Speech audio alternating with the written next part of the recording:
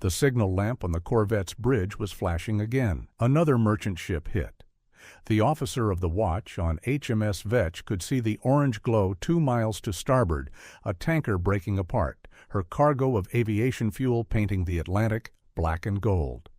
The swell was running at 6 feet, enough to make the corvette roll through 30 degrees with every wave, and the wind carried the smell of burning oil across the convoy columns. It was December 1941, somewhere west of Gibraltar, and Convoy HG-76 was under attack. The wolf pack had found them. On the lower decks of the merchant ships, men who had already survived one torpedoing or two were pulling on life jackets and staring at the dark water. The Atlantic in December was cold enough to kill a man in 20 minutes. Every sailor in that convoy knew the arithmetic. If your ship went down and the escorts were busy hunting, you had 20 minutes before the cold took you.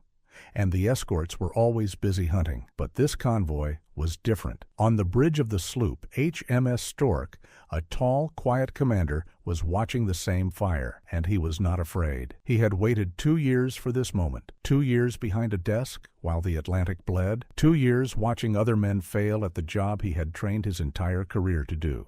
2 years after the Royal Navy had looked at his record, stamped it with 4 words, lacking powers of leadership, and scheduled him for forced retirement. His name was Frederic John Walker, and in the next 9 days he was going to prove that every promotion board, every flag officer, and every polished Admiralty bureaucrat who had ever passed him over had been catastrophically wrong. This is a story about the most successful anti-submarine commander of the Second World War. But it does not begin with victory. It begins with rejection, because the Royal Navy's deadliest U-boat hunter was not an admiral. He was not even a captain when the war started.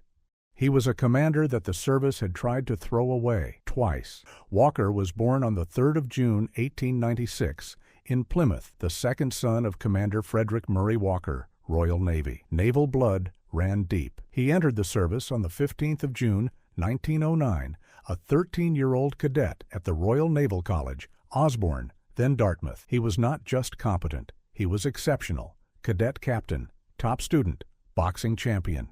He passed out with the King's Medal in April 1913, ranked 4th in order of merit among 61 midshipmen. The Navy looked at young Walker and saw a future admiral. His first appointment came in January 1914 as a midshipman in the battleship HMS Ajax. 4 times during his service aboard her, Walker was credited as a clever, reliable, and hard-working officer with maximum marks. Promoted to sub-lieutenant in January 1916, he transferred to the destroyer HMS Mermaid at Dover, then to HMS Sarpedon in August 1916. And it was Sarpedon that changed everything. Sarpedon was an R-class destroyer screening the Grand Fleet against submarine attack. Terence Robertson, Walker's definitive biographer, writes that this duty provided Walker with a new interest in anti-submarine warfare, a subject that was to absorb and fascinate him for the remainder of his life. The Great War had introduced the submarine as a strategic weapon. Germany's unrestricted U-boat campaign of 1917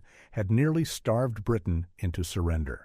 Walker watched this unfold from the bridge of a destroyer and understood something that most of his contemporaries did not. The next war would not be won by battleships. It would be won or lost beneath the surface of the Atlantic. After the war, Walker volunteered for the Specialist Anti-Submarine Course at the newly established HMS Osprey, the anti-submarine school at Portland, Dorset. He spent roughly 4 years there, studying and developing ASDIC detection techniques, while his family, his wife Eileen, and eventually 3 children settled in nearby Weymouth on a commander's salary that never quite stretched far enough. Robertson tells a revealing anecdote. Walker once pawned a wedding present clock for 7 shillings and 6pence to afford the train fare to see Eileen. This was not a man chasing glory. This was a man who believed in something. ASDIC, for those unfamiliar, was the British name for what the Americans called sonar, an underwater detection system that sent out a sound pulse and listened for the echo bouncing off a submarine's hull. In theory, it gave escort vessels a way to find submerged U-boats. In practice, it was temperamental, affected by water temperature layers, limited to a narrow search beam, and useless against a submarine on the surface. Most officers viewed it as an interesting gadget, not a war-winning weapon. Walker saw it differently. He understood that ASDIC was only as good as the tactics wrapped around it, and he began developing those tactics with an intensity that his superiors found baffling and his peers found tedious. If this kind of naval history is what you have been looking for, subscribing genuinely helps. It tells the algorithm there is an audience for serious Royal Navy content. Now, back to Walker. The problem was that Walker's belief put him on the wrong side of the interwar Royal Navy's promotion system. The service valued gunnery, big ship command, and social polish. These were the routes to flag rank. Anti-submarine warfare was considered, in Robertson's words, not a fashionable or glamorous branch, and the least likely route for promotion to high rank. Officers who specialized in hunting submarines were treated as niche technicians, useful in their narrow field, but unsuitable for the broader responsibilities of command. Walker had hitched his career to the wrong star. Or so the promotion boards believed. For the next 6 years, he served as Fleet Anti-Submarine Officer in capital ships of the Atlantic and Mediterranean fleets, HMS Revenge, HMS Nelson, and HMS Queen Elizabeth. He was deeply frustrated by what he called floating parade grounds. Robertson records that Walker seriously considered leaving the Navy for civilian work during this period, and that Eileen gently opposed his most determined decisions to make a change. He was promoted to commander around May 1933, but crucially at the last moment, suggesting he had nearly failed to make even that rank. And then the signal came in, not the kind that changes wars, but the kind that ends careers. I think what happened to Walker between 1933 and 1939 is one of the great scandals of the interwar Royal Navy, not because anyone acted with malice, but because the system was designed to reward exactly the wrong qualities for the war that was coming. After his promotion to commander, Walker took command of the S-class destroyer HMS Shikari for just 6 months. Then, in December 1933, he was given the sloop HMS Falmouth on the China Station, where the ship served as the commander-in-chief's yacht. As Robertson notes, this was a bad appointment for an officer interested in anti-submarine warfare. Walker spent 3 years in China, far from any submarine exercise or tactical development, while Eileen underwent 2 major operations and the family went financially broke. He returned home preceded by what sources describe as unenthusiastic reports. His next posting proved equally damaging. Walker became commander of HMS Valiant, his old ship from 1919. Alan Byrne describes the assignment in The Fighting Captain. Walker was entrusted with the thankless job of looking after an old ship for an ambitious commanding officer, Captain Arbuthnot, who was on the short list for promotion to Rear Admiral. When Walker left Valiant in early 1937, he had accumulated further bad reports. His outspoken character was a persistent liability. Walker's own father once said of him, "That boy will argue the hind leg off a donkey." Robertson adds pointedly, this was not always wise if the donkey were senior enough to put an indifferent note into a sub-lieutenant's confidential report. The first rejection came around 1937. Walker was passed over for promotion to captain. The formal reason recorded in his confidential reports was devastating. The United States Naval Institute Proceedings article, "One by Such as He," states it explicitly. Walker's stubborn insistence upon going his own way resulted in a 1937 confidential report that Walker was lacking powers of leadership. This indictment canceled his promotion chances. Lacking powers of leadership applied to the man who would become the most successful anti-submarine commander of the entire war. In April 1937, Walker did receive one posting that suited him. He returned to HMS Osprey as experimental commander, responsible for research and development of anti-submarine materials and methods. Robertson describes this as one of the happiest periods of Walker's life. He could take a family house, return to Eileen and the children each evening, and do the work he had trained his whole career to do. And it was here, in the quiet exercises off Portland, that nobody important bothered to watch, that Walker developed the tactics that would later devastate Dönitz's wolf packs. He created Operation Buttercup, a systematic counterattack procedure triggered when a convoy ship was torpedoed. Escorts would drop astern and illuminate the area with star shells and snowflake flares to catch surfaced U-boats silhouetted against the light. He developed the creeping attack, where one ship trailed a submerged submarine at 1,500 to 2,000 yards, maintaining ASDIC contact, while a second warship moved very slowly overhead without using its own ASDIC, directed entirely by the first ship, ensuring the first assault came without warning. He devised the plaster attack, a variation using 3 escorts in line abreast, directed by a 4th vessel. He demanded depth charge crews reload within 10 seconds and gun crews fire 6 rounds within 30 seconds of acquiring a target. Most radically, Walker rejected the prevailing defensive escort doctrine entirely. He argued that warships should range far from convoys to hunt and destroy shadowing U-boats before they could attack. These were not theoretical ideas scribbled in a staff paper. These were tested, refined, and drilled repeatedly in live exercises. Walker had built the blueprint for winning the Battle of the Atlantic. And then the Royal Navy passed him over for promotion a second time. The second rejection came in 1938 or 1939. Under the Navy's promotion system, 2 failures to be selected meant an officer would be placed on the retired list. Forced early retirement. The man who had just developed the tactics that would eventually sink more U-boats than any other method was being shown the door. Liverpool Museums records the absurdity plainly. Unbelievably, at the start of hostilities in 1939, Walker was being earmarked for early retirement. Without the outbreak of war in September 1939, Captain Walker's naval career would have ended at age 43, as a commander on the retired list. I want to pause on that for a moment, because I think this is the part the official history skips. The Royal Navy in the late 1930s was not a stupid institution. It was full of intelligent, experienced officers who had served their country with distinction. But it was an institution that had built its entire promotion system around a particular vision of what leadership looked like. And Walker did not fit that vision. He was too focused, too argumentative, too fixated on submarines when everyone who mattered was fixated on battleships. The men who wrote lacking powers of leadership in his confidential report were not fools. They were simply measuring him against a standard that the coming war would render irrelevant. Here is where the operation falls apart. Not an operation at sea, but an operation of institutional logic. War broke out on the 3rd of September, 1939. Walker was still at Osprey. He was not given a sea command. Instead, in January 1940, he was appointed Staff Officer Operations to Vice Admiral Sir Bertram Ramsay at Dover Castle. Ramsay, who will feature prominently in future videos on this channel, was himself a retired officer recalled for the war, a man who understood what it felt like to be sidelined by the system. The posting was important work.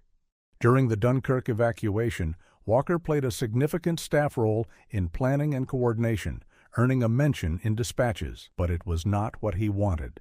It was not what he was built for. Following Dunkirk, Walker tried every way to get a sea command. He wrote letters, he made telephone calls, he visited the Admiralty. The answer kept coming back the same. Not yet. We need you where you are. The Battle of the Atlantic was intensifying catastrophically, and the Royal Navy's foremost anti-submarine expert was organizing paperwork in Dover. And while Walker sat behind a desk in Dover, the Atlantic was burning. The fall of France in June 1940 had transformed the U-boat war overnight. German submarines could now operate from Lorient, Saint-Nazaire, Brest, and Bordeaux, slashing transit times to the convoy routes and multiplying their time on patrol. Before France fell, a Type 7 U-boat sailing from Wilhelmshaven had to travel over 1,000 miles just to reach the western approaches. From Lorient, the same boat could be on station in 200 miles. The difference was staggering. A U-boat that previously spent 2 weeks in transit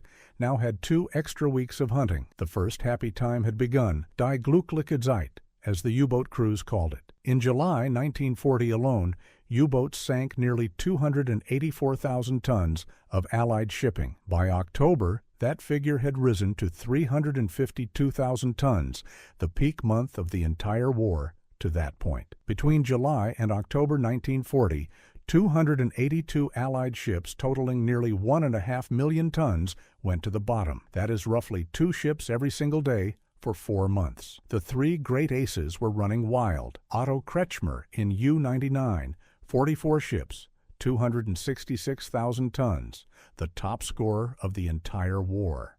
Guenther Pryen in U-47, the man who had sunk HMS Royal Oak at Scapa Flow. Joachim Schepke in U-137 ships. They attacked on the surface at night, slipping between convoy columns to fire at point-blank range. A surfaced U-boat in the dark was nearly invisible, a low silhouette barely distinguishable from the waves. And Aztec was useless against a surfaced submarine.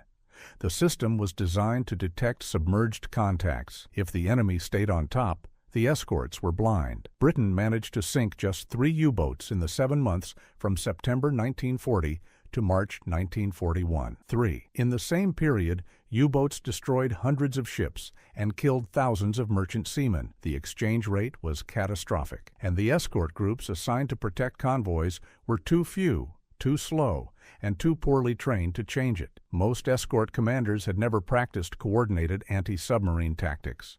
Most had never worked together as a group before their first convoy. The crews were brave. The system was broken. Admiral Karl Dönitz operated his wolf packs through tight centralized control from his headquarters at Carnival. U-boats deployed in patrol lines of 6 to 10 boats across likely convoy routes. When one spotted a convoy, it became the designated shadower, reporting position, heading, and speed every 30 minutes. Dönitz would then order nearby boats to converge for mass night attacks. The system's fatal vulnerability was its reliance on radio communication, later exploited by HFDF direction finding, but in 1940 and 41, it worked devastatingly well. And Walker, arguably the Royal Navy's foremost expert in the very discipline needed to stop it, was stuck ashore. Captain Gilbert Roberts later observed the bitter irony of how the naval establishment viewed convoy work. Establishment officers did not realize that the escort of 500,000 tons of shipping on a 3,000-mile trip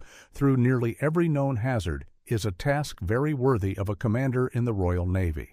The Admiralty wanted Walker behind a desk. Walker wanted the sea. The breakthrough came in March 1941. Walker made a personal journey to the Admiralty in London to plead his case, visiting his old friend and colleague, Captain George Creasy, the director of anti-submarine warfare. Creasy understood Walker's unique expertise. He wrote a personal letter to the Commander-in-Chief, Western Approaches, Admiral Sir Percy Noble, recommending Walker for a command. The U.S. Naval Institute Proceedings adds a more candid assessment. Walker received his appointment less because of favorable endorsements than the sad fact no one was faring well in convoy battles. In October 1941, after 2 full years ashore, Walker finally took command of the 36th Escort Group, with the sloop HMS Stork as his flagship, based at Gladstone Dock, Bootle, near Liverpool. Stork was a Bittern-class sloop, 1,190 tons, 299 feet long, capable of 19 knots, originally completed as an unarmed survey ship before being converted for convoy escort. His group comprised 2 sloops and 7 Flower-class corvettes, Convolvulus, Gardenia, Marigold, Penstemon, Rhododendron, Samphire, and Vetch. These were not glamorous vessels. The corvettes were based on a whale-catcher design, cramped and uncomfortable, known for rolling violently in any kind of sea. Their maximum speed was 16.5 knots, a knot slower than a surfaced Type 7 U-boat. The mess decks were permanently damp. The food was awful. The men aboard them were mostly reservists who had been fishermen, shopkeepers, and bank clerks 6 months earlier. But Walker did not care about glamour. He cared about killing U-boats. He immediately began drilling his escorts with an intensity that shocked crews accustomed to the looser standards of most escort groups. Operation Buttercup was practiced until every ship could execute it in the dark without orders. The creeping attack was rehearsed again and again. Depth charge crews were timed. Gun crews were timed. Signal procedures were streamlined. Walker insisted on constant communication between his escorts, building the group into a single fighting unit rather than a collection of individual ships sailing in the same direction. Robertson records that his officers found him demanding but fair, and that his energy was infectious. They called him the boss, and they meant it with respect. Then the convoy assignment came in. On the 14th of December, 1941, Convoy HG-76, 32 merchant ships carrying iron ore, ammunition, and food from Gibraltar to Liverpool, sailed at 4 in the afternoon into the Atlantic. Walker's 36th Escort Group provided the core defense, reinforced by the escort carrier HMS Audacity, carrying 4 Grumman Martlet fighters, 3 destroyers including HMS Stanley and HMS Blankney, and additional sloops and corvettes. Approximately 17 warships in total, nearly double the usual escort strength. German agents in Algeciras, watching from neutral Spain across the bay from Gibraltar, reported the convoy's departure and composition to Dönitz's headquarters. Opposing them was Wolfpack Seerober. Initially 7 U-boats, 5 of them Type 9 boats that Dönitz himself considered unsuitable for pack attacks, with 5 of 7 crews on their first patrols. These were not the elite boats of the first happy time. Kretschmer was gone, captured in March. Prien was gone, killed in March. Schepke was gone, killed in March. The generation of aces was dead or in prison camps, but 3 reinforcements would join later, including the experienced Engelbert Endras in U-567. Endras had been Guenther Prien's watch officer during the Scapa Flow attack. He was one of the most capable submarine commanders in the Kriegsmarine, and Dönitz was counting on him to lead the attack. Inside those U-boats, the conditions were appalling. Condensation dripped from every surface. The air stank of diesel fuel, unwashed bodies, and the chemical tang of the batteries. The Type 9 boats were large and slow to dive, nearly 90 meters long, designed for long-range patrols rather than the close-quarters convoy attacks that Dönitz's Wolfpack doctrine demanded. Most of the junior commanders had never attacked a heavily escorted convoy. They were about to learn what that meant. Now let me describe what happened next from the German side, because the U-boat perspective is essential to understanding what Walker achieved. The killing began on the 15th of December when HMAS Nestor, operating in an independent hunter group, sighted U-127 on the surface off Cape St. Vincent, forced her to dive, and depth-charged her to destruction with all hands. On the 17th of December, Audacity's Martlet fighters spotted U-131, surfaced 20 miles from the convoy. Walker coordinated Stork, Penstamen, Stanley, and destroyers to converge while aircraft attacked. U-131 was driven to the surface and sunk. Her survivors revealed something alarming. They had been shadowing from inside the convoy the previous night. On the 18th of December, HMS Stanley gained ASDIC contact and dropped 50 depth charges, forcing U-434 to the surface. Her crew abandoned ship as HMS Blankney rammed her. 3 U-boats destroyed in 4 days. No other escort group in the war had achieved anything close to this rate. But the hardest night was still coming. At 4 in the morning on the 19th of December, HMS Stanley spotted U-574 shadowing astern. Stanley sent a sighting report and then was hit by a torpedo and blew up. Walker, following in Stork, immediately initiated Operation Buttercup. Star shells arced into the sky. Snowflake flares lit the sea white. Gaining ASDIC contact, he dropped depth charges, then turned back for a second run. U-574 shot to the surface 200 yards ahead, her hull streaming water, her diesels coughing to life. A chase began. Walker tried to ram but found the U-boat could turn inside Stork's turning circle. The sloop was nearly 300 feet long. The submarine was half that. At close quarters, the U-boat was more maneuverable. Walker fired on the submarine with every weapon that could bear, illuminated it with snowflake flares so every escort in the area could see, and finally managed to ram it just forward of the conning tower, scraping over the hull with a grinding impact that every man aboard Stork felt through the deck plates. As U-574 emerged from under Stork's stern, depth charges set for shallow detonation destroyed her. Walker's bows were crushed and bent sideways. His ASDIC dome was smashed. He did not care. He had killed his 4th U-boat in 5 days. The battle raged for 3 more days. On the night of the 21st of December, tragedy struck. A snowflake flare silhouetted HMS Audacity, steaming unescorted 10 miles from the convoy. This was exactly the scenario Walker had feared. The escort carrier was the convoy's most valuable asset, providing air cover that could spot surfaced U-boats at ranges far beyond what any lookout could achieve. But she was also vulnerable, a converted German prize, lightly built, with no armor and a hold full of aviation fuel. Captain Lieutenant Gerhard B. Galk in U-751 fired 3 torpedoes. Aviation fuel exploded. Audacity sank at approximately 10:10 in the evening with 73 crew killed, including her captain, Commander Douglas McKendrick. The loss was a severe blow, but Walker's escorts had been so thoroughly drilled that they continued the fight without hesitation. That same night, U-567 torpedoed the Norwegian merchant ship Anivor, which sank in less than a minute. But HMS Deptford, maintaining ASDIC contact for 2 hours with relentless patience, depth-charged U-567 to destruction with all hands. Engelbert Endras was dead, the last of Dönitz's great experienced commanders to fall in the battle. Dönitz concealed his loss from the U-boat crews for weeks, afraid of the effect it would have on morale. On the 23rd of December, Dönitz called off the attack. The final tally was extraordinary. 5 U-boats destroyed, 2 merchant ships lost from 32, 1 escort carrier and 1 destroyer sunk. 30 merchant ships arrived safely in Liverpool on the 29th of December. Walker was awarded the Distinguished Service Order on the 6th of January, 1942. What happened in those 9 days should never have been possible, given the balance of forces in the Atlantic at the time, but Walker had done something no escort commander had managed before.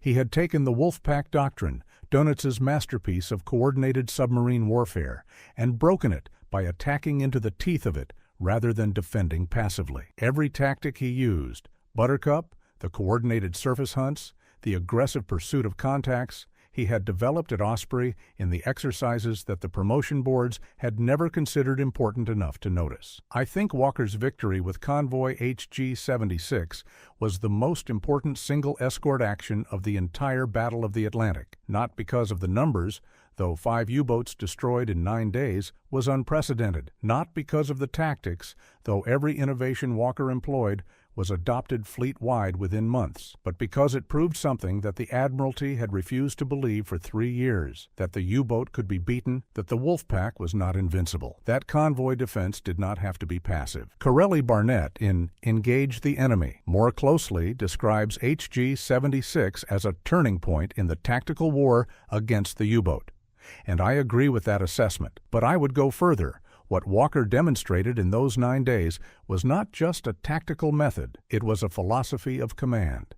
Every other escort group in the Atlantic at the time was trained to stay close to the convoy, to react to attacks, to defend. Walker's instinct was the opposite. He pushed his escorts outward, hunted aggressively, and attacked U-boats before they could set up their firing positions. He turned the Wolfpack's own logic against it. Dönitz's system depended on U-boats shadowing a convoy for hours, calling in reinforcements, and then attacking en masse. Walker's response was to find the shadowers and kill them before the pack could form. This was not recklessness. This was calculated aggression, backed by years of tactical preparation. And in my view, it revealed something the promotion boards had completely failed to see. Walker was not lacking powers of leadership.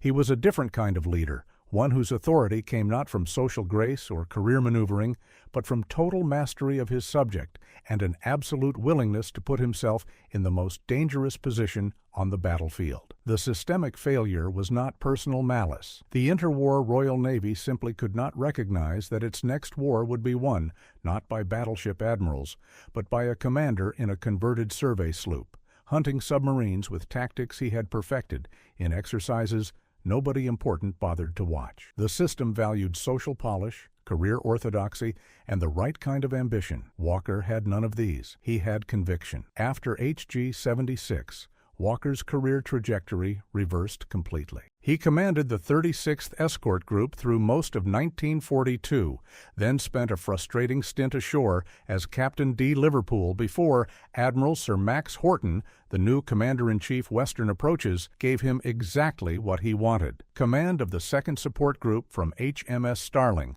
a dedicated hunter-killer formation. This was Walker's own concept made real, not an escort group tied to a convoy, but a mobile striking force free to hunt U-boats wherever intelligence or instinct suggested they might be. His ships, Starling, Wild Goose, Woodpecker, Wren, Kite, and Cygnet, became the most lethal anti-submarine force in the Atlantic. Admiral Horton understood Walker in a way that previous superiors never had. Horton was himself a former submariner, the man who had penetrated the German defenses in the Baltic during the Great War. He recognized in Walker a kindred spirit, an officer who thought like a hunter rather than a bureaucrat. Horton's official description of Walker's reports captures the man perfectly. Typical of Walker: a nice, bright, and breezy report, even if the metaphors are a bit mixed. All huntin', shootin', and fishin', with a little cricket thrown in for good measure. In January and February 1944, Walker's group sank 6 U-boats in a single patrol: U-592,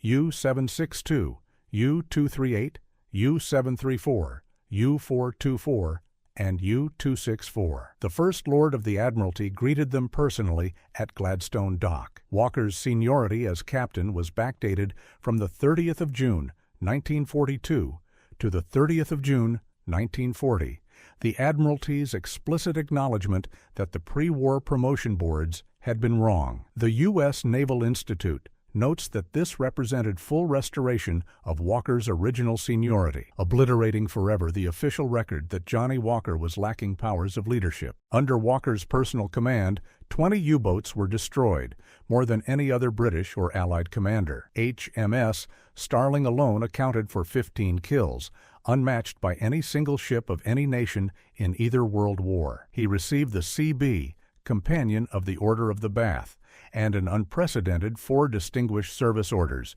making him the most decorated anti-submarine officer of the war. His crews called him the Boss. He played "A Hunting We Will Go" over the ship's tannoy when entering and leaving harbor. He was one of only 3 officers in Royal Navy history to hoist the signal General Chase, the others being Drake, against the Armada, and Nelson at the Nile. But that is another story, and Walker's war at the head of the 2nd Support Group deserves its own telling. What matters here is how it started. A man the Navy tried to discard, a set of tactics nobody valued. 9 days in December that changed the Atlantic. But there is a cost to this story, and it must be told plainly. Walker drove himself relentlessly, remaining awake for 36 continuous hours during engagements. He refused to leave the bridge when a hunt was underway. He ate standing up. He slept in his bridge chair for 20 minutes at a time, if he slept at all. By his final patrols in the spring and summer of 1944, those close to him saw a man who looked much older than his 48 years. His face was gaunt, his eyes were ringed with exhaustion, but he would not stop. His eldest son, Sub-Lieutenant Timothy Walker, had been lost when HMS Parthian was sunk, probably by a mine, in the Mediterranean in August 1943. Walker learned of his son's death upon returning to Gladstone Dock from a patrol. His officers formed a protective line around Walker and Eileen on the dockside. Despite their grief, the couple insisted on attending a wardroom dinner with Walker's officers and wives the next evening. Robertson records that Walker said very little that night. From that point, he had a personal score to settle as well, and he settled it with U-boats one after another, driving himself harder and harder until there was nothing left. On the 7th of July, 1944, Walker received 2 letters from the Admiralty, one formally confirming Timothy's death a year after the loss, the other ordering the 2nd Support Group to sail the next day. He suffered a cerebral thrombosis that day and died 2 days later, on the 9th of July, at the Royal Naval Hospital at Seaforth, Merseyside. He was 48 years old. The Admiralty's official message stated that Captain Walker's death is considered to be aggravated by and attributable to the conditions of his naval service. In plain language, the war killed him, not a torpedo, not a bomb, the sheer weight of it. His funeral at Liverpool Cathedral with full naval honors drew approximately 1,000 people. Liverpool had adopted Walker as one of its own. He had sailed from their docks, returned to their docks,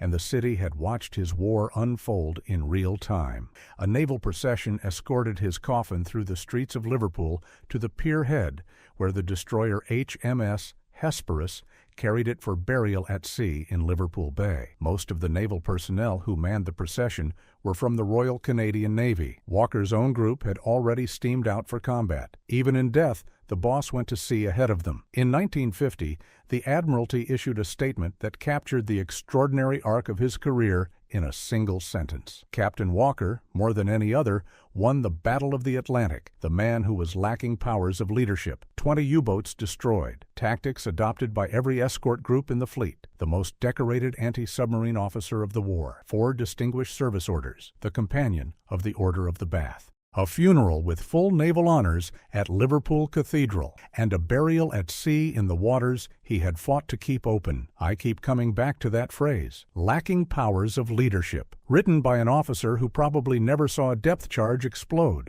about a man who would stay awake for 36 hours straight, hunting a submarine, written in a system that rewarded the appearance of command rather than its substance. Walker did not look like a leader by the standards the interwar Navy valued. He argued too much. He specialized in the wrong thing. He cared about the wrong kind of warfare, and when the war came that proved him right, the system still kept him behind a desk for 2 years before it admitted it needed him. There is a statue of Walker on the pierhead in Liverpool, looking out toward the sea. The inscription reads, Captain F.J. Walker, C.B., D.S.O., and 3 bars. There is no mention of the 2 rejections. There is no mention of the desk in Dover or the years of frustration. There is only the sea and the record and the fact that when Britain was closest to losing the Atlantic, the man who saved it was someone the Royal Navy had tried to throw away. His war with the 2nd Support Group, the months of relentless hunting that followed HG-76, is a story that deserves its own telling.